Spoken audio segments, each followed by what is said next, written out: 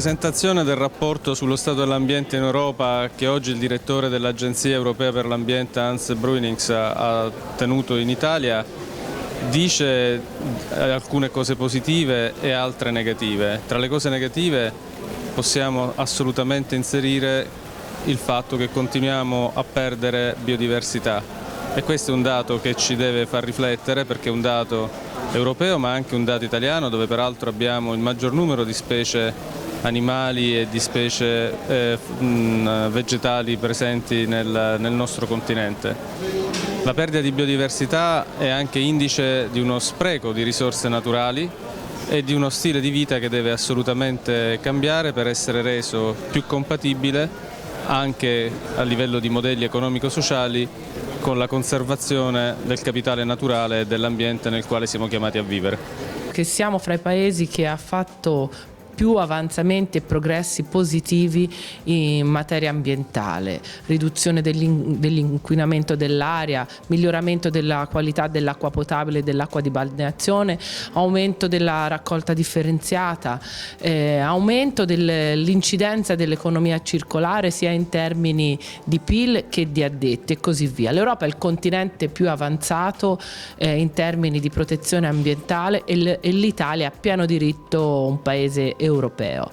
Al tempo stesso nonostante le scelte importanti, gli investimenti, i progressi fatti, non siamo ai livelli che avremmo sperato, per cui appunto negli stessi settori che ho citato in cui sono stati fatti tanti progressi c'è l'altro lato della medaglia, ci sono ancora tanti problemi, in particolare la nostra dipendenza dal carbone, nonostante siamo uno dei paesi in cui la diffusione delle rinnovabili è più alta, è ancora importante,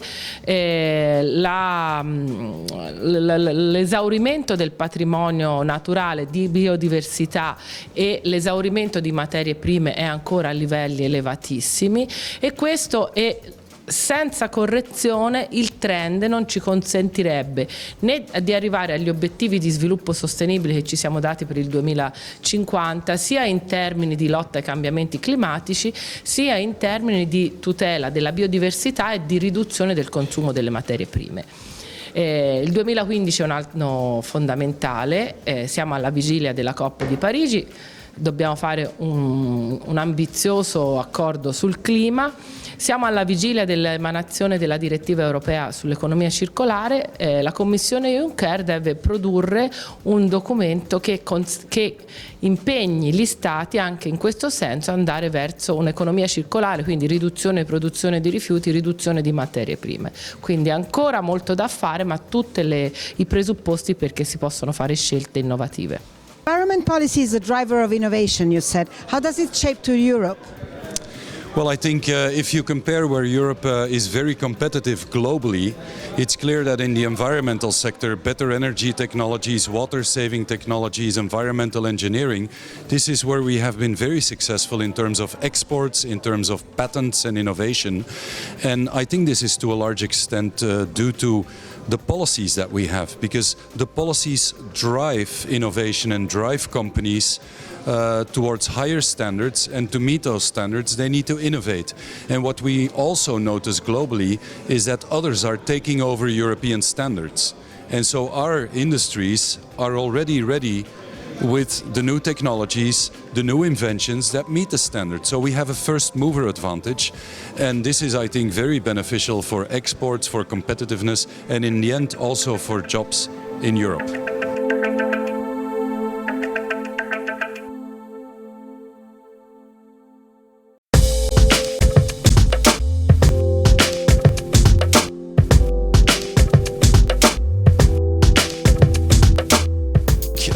A systemic approach looks really at the driving forces of European pressures. You don't just focus on, for example, heavy metals in water or on nitrogen or things like that. You focus on where it is coming from. For example, if you talk about transport emissions, you need to ask, where is all this transport coming from?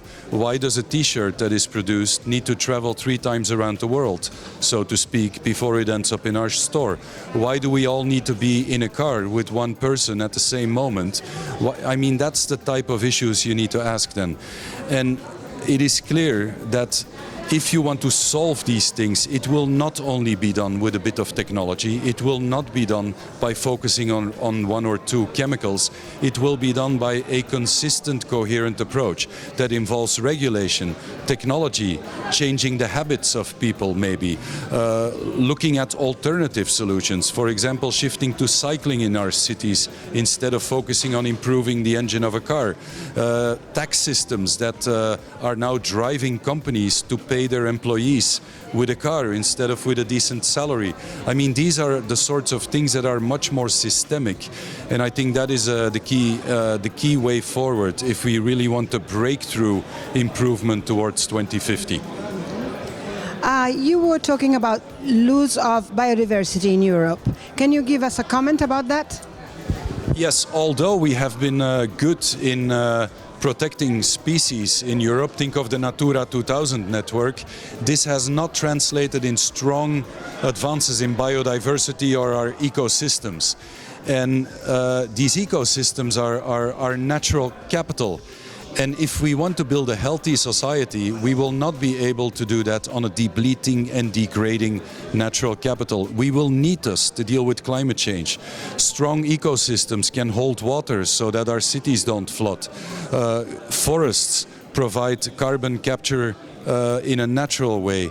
They produce healthier environments. So I think we need to reflect much more carefully on what natural capital, biodiversity, can be as an asset to our societies, rather than as just something that we use to produce things in a not terribly sustainable way.